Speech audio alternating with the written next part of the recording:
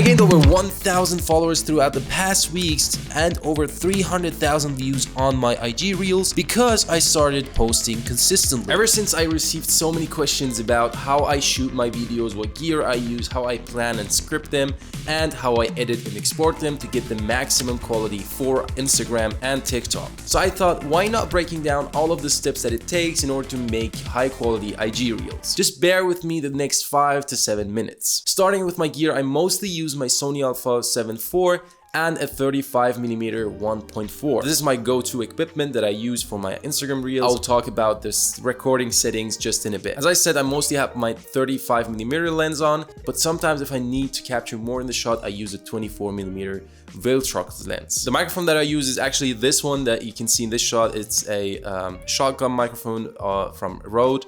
It's the Video NTG microphone or something. I link everything down below. And I have a key light from Godox. It's the Godox SL100W and a 90cm softbox. Actually, that's all I need. And sometimes I have this kind of a dreamy look. It's because I have a mist filter, 1/4 mist filter from K&F. I guess it's the name. I linked that down below as well, but I will show you what a mist filter actually does to your shot. At this point, it's very important to mention that it's not necessary to have a camera and lens for a couple of €1,000 or dollars. It's more important that your camera does record in 4K, 25 or 30 frames per second, which is actually something that almost every camera nowadays should be able to do.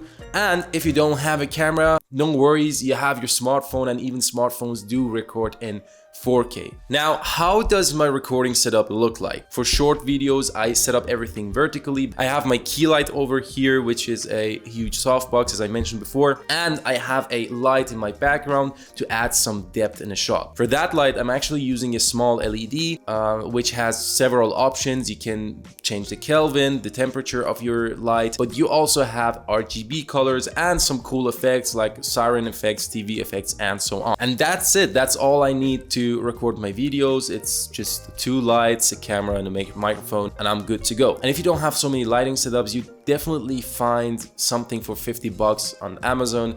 Just order a nice key light and you're good to go. Now let's talk about how I record. I shoot everything in 25 frames per second. You don't actually need to shoot anything slow-mo, so you don't need 60 or 120 frames. Just keep it simple and basic at 30 frames per second. That's totally enough, but make sure to record everything in 4K if your camera does record 4K. I also shoot everything with a log profile, which is the S-Log3 that I'm using, because it gives me the opportunity to do some color grading and also gives me the maximum dynamic range of my camera. I also set up my shutter speed double as high as my frame rate, since that is the 180-degree rules. If you don't know what that is, you can just look it up. But in general, it says that your shutter speed has to be double as high as your frame rates in order to make your shots and your movements in the shots appear very smooth. As you can see in this shot, the difference between a too low 180 degree and a too high shutter speed. Now, if you want to add that kind of soft and dreamy look to your videos, you need a mist filter like this one. And what it actually does is that it blooms the highlights and softens the skin a little bit and gives it kind of a cinematic look. And that's actually all you need to know in order to record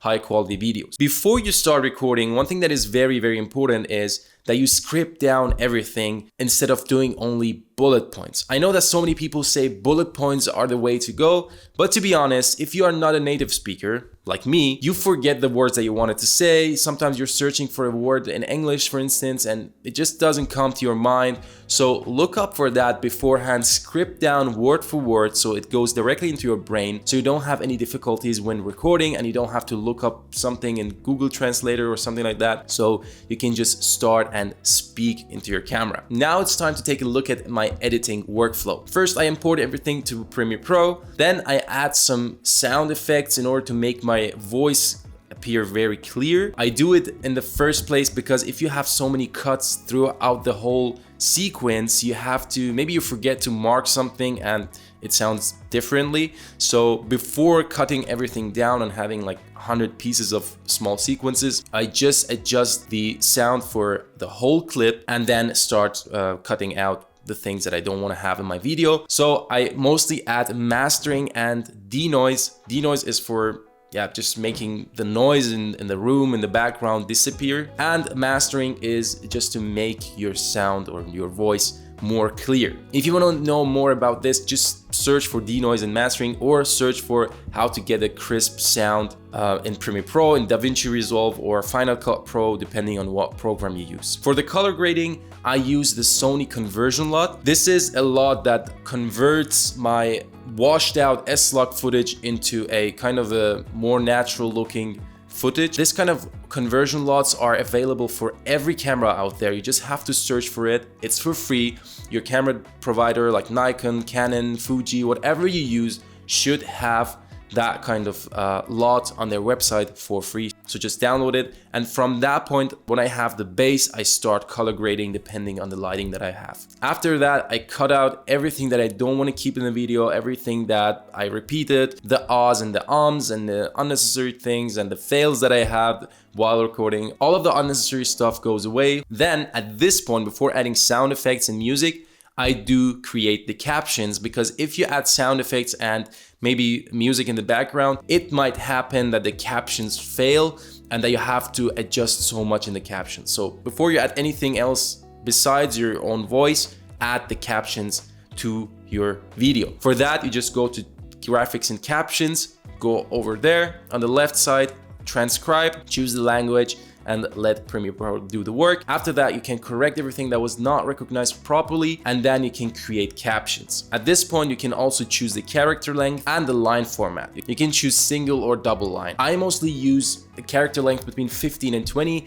and single line, but that's up to you what you want to do. You can make it shorter or longer or whatever. Now on the right hand, you can adjust the font, the colors, the size. If you want to add stroke or background color, everything is up to you. Just feel free to try things out and find your own style. Talking of finding your own style, I like to add this kind of noise and this kind of film burn effect onto my videos. So I downloaded templates and I just played around with the opacity and the blend mode and just copy and paste it from video to video. And that's basically how I got into kind of my style. Now you can add stock footage, images, animations, sound design, background music, or whatever you want. And at the end, you're actually ready to export everything. Now let's take a look at how my export settings look like. And honestly, you don't need to change much. If you go up here to export, there is some things and there is a few things you have to pay attention to. First thing is you want to have it on H.264.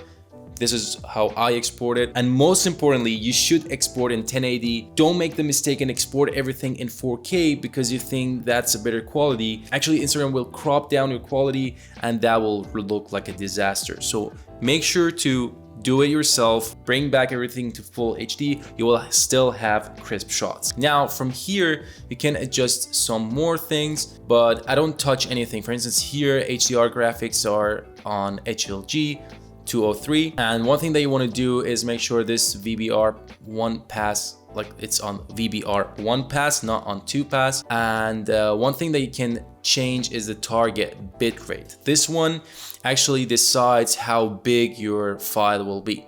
Say it's on 63, you see over here it's 472 megabytes, which is just half a gigabyte, which is a lot. So a sweet spot would be somewhere between 10 and 15. I got this tip from Anthony Gugliotta. I hope I pronounced his name correctly.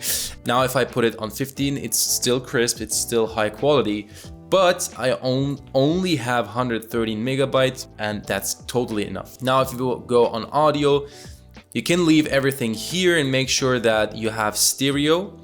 And one other thing that you want to make sure, because sometimes it happens that you don't have captions even though you made captions inside Premiere Pro, is that you go on captions and make sure it's on burn captions into video. Otherwise, it might happen that the captions don't appear after exporting. And to be honest, I just leave everything else the way it is and export it, name it. And if you want to, you can actually save this custom export preset if you want to, and you can go up here, save preset, call it for instance IG Reels preset full HD, and okay. And every time you want to export, you can, I actually have it once here, but you can go on IG Reels preset and everything is set, everything is fine. You can double check if you want to, but you're good to export everything. Now everything from my side is set. If you have any questions, leave them down below, but it's your turn to just take your camera, turn it on, and record your first IG Reels, Instagram Shorts, YouTube Shorts, TikToks, whatever you want to do. Don't wait, just go for it. See you in the next one.